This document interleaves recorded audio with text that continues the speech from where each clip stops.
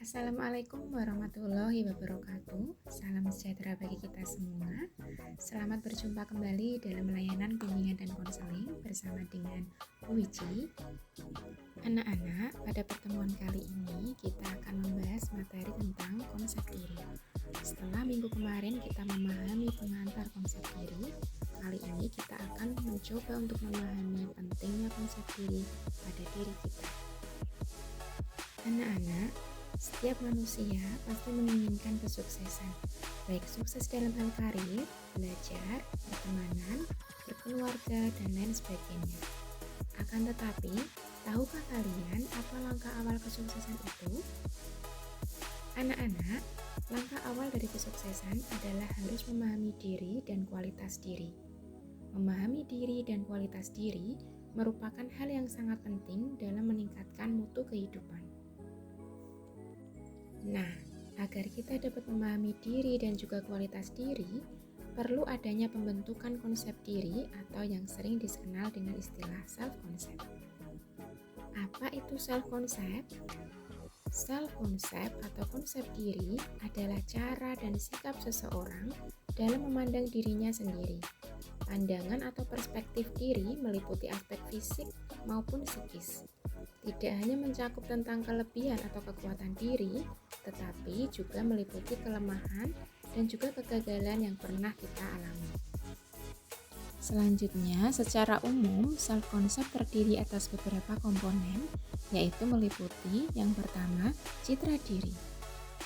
Citra diri atau gambaran diri atau yang sering dikenal dengan istilah self-image adalah perilaku seseorang secara fisik pada dirinya sendiri, baik yang disadari maupun tidak disadari.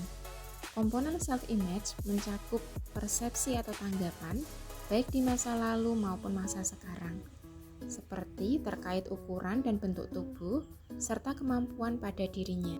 Komponen yang kedua adalah ideal diri. Ideal diri adalah persepsi seseorang mengenai bagaimana dirinya tersebut semestinya berperilaku berdasarkan pada standar pribadinya dan terkait dengan cita-citanya. Yang ketiga adalah harga diri atau biasa disebut sebagai self-esteem. Self-esteem adalah persepsi seseorang akan hasil yang dicapainya dengan menelaah seberapa banyak kesesuaian perilakunya dengan ideal dirinya. Self-esteem ini dihasilkan dari persepsi dan penilaian seseorang individu terhadap dirinya terkait dengan harapan dengan fakta yang ada pada dirinya. Yang keempat adalah peran diri.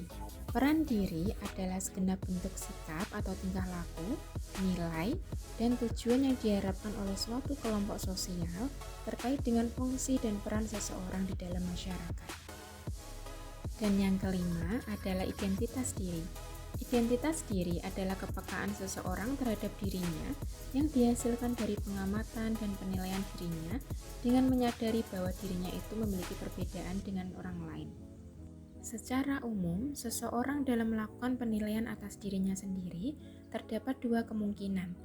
Ada yang menilai dirinya secara positif dan ada pula yang menilai dirinya secara negatif.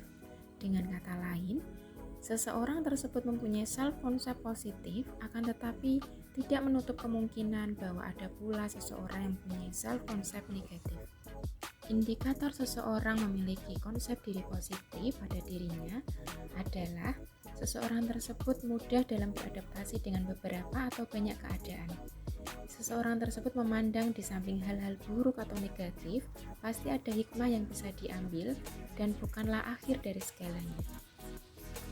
Sedangkan seseorang yang memiliki konsep diri negatif biasanya terjadi pada seseorang yang tidak banyak tahu informasi akan dirinya dan tidak melihat dirinya secara utuh. Misalnya, seseorang tersebut melihat kelemahan pada dirinya atau bahkan kelebihan-kelebihan yang ada pada dirinya secara berlebihan. Faktor-faktor yang mempengaruhi self-concept atau konsep diri positif dan negatif antara lain, yang pertama adalah kegagalan. Apabila seseorang mengalami kegagalan secara terus-menerus, maka akan dapat berujung kepada persepsi bahwa dirinya lemah dan tidak dapat diandalkan. Apabila kondisi ini dipertahankan, maka akan berpengaruh kepada konsep diri yang negatif.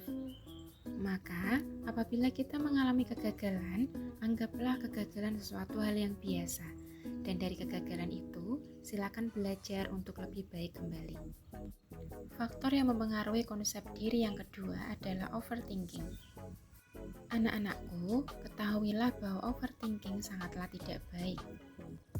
Hal itu karena dapat mengarahkan pikiran buruk terhadap penilaian diri kita sendiri, sehingga akan tercipta konsep diri yang cenderung negatif.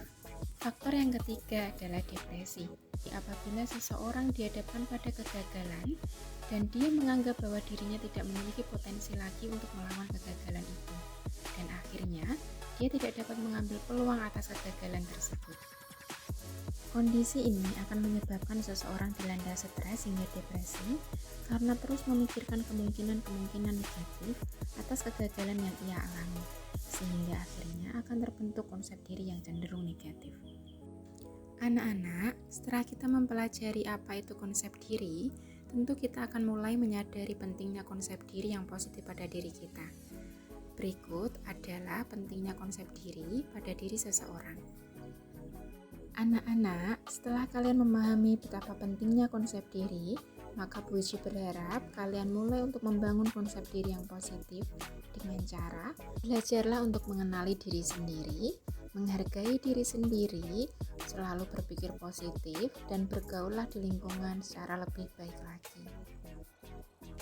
Baik anak-anak, demikianlah materi konsep diri pada pertemuan kali ini. Sampai berjumpa lagi pada layanan BK selanjutnya.